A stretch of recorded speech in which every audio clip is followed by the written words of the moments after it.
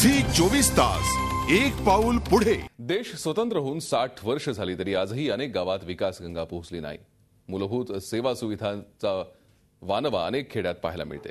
कोल्हापुरातील मोरजकरवाडी ही त्यापैकीच एक गाव आहे। विकासापासून वंचित असलेल्या या गावाला अनेक समस्यांनी ग्रासलाय।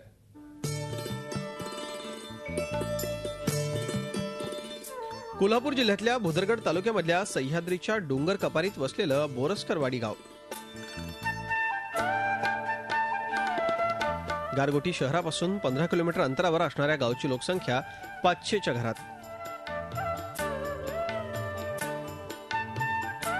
शेजारच्या मिनचे बुद्रुक मधले काही ग्रामस्थ 60 वर्षांपूर्वी कामाच्या शोधात या गावात आले आणि तिथेच वस्ती करून राहू लागले। गावातल्या लोकांचा उदरनिर्वाह पूर्णपणे शेतीवर अवलंबून आहे। या गावात कुणीही फेरफटका मारला तर गाव विकासाच्या संकल्पनेपासून किती दूर आहे हे लक्षात येतं।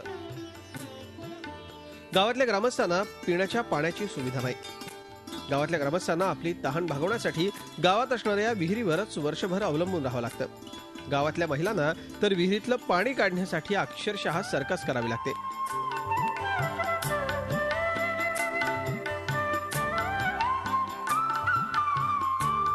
पाण्याबरोबरच आरोग्य सुविधेपासून देखील या गावचे ग्रामस्थ कोसो दूर आहेत। काही महिला काहीतरी आजारी असले की त्यासनी बाहेरलं वाहनाचं किंवा एसटी नसल्यामुळं की बाहेरल्या गाड्या आणूनच न्यावं लागतंय।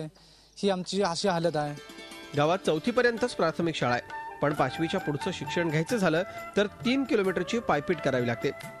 आमच्या गावामध्ये 4थी पद्धत शाळा आहे, 7वी पद्धत शाळा नाही। याच्याकडे सरकारचं दुर्लक्ष आहे, ते व्हायला पाहिजे। आणि पावसाळ्यामध्ये किंवा उन्हाळ्यामध्ये मुले 2 ते 3 किलोमीटर चालत जातात। ते सरकारने नीट समजवून मुलांना बसेसची सेवा करावी।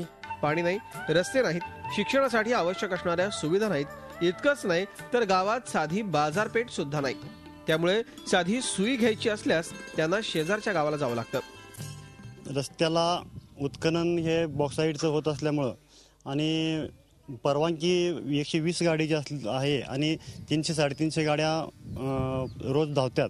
त्यामुळे इथल्या लोकांचा वाहतुकीचा प्रश्न फार मोठा अडचणीचा झाला आहे। कोल्हापूर जिल्ह्यातली अनेक खेडी हागणदारी मुक्त झाली आहेत, पण मोरजकरवाडी गावात हागणदारी मुक्त गावाची संकल्पना कागदावरच आहे। त्यामुळे गावकऱ्यांना शौचासाठी पांदीचा रस्ता पकडावा लागतो।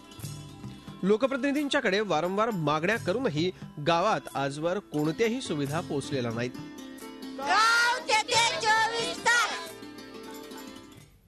झी 24 तास एक पाऊल पुढे।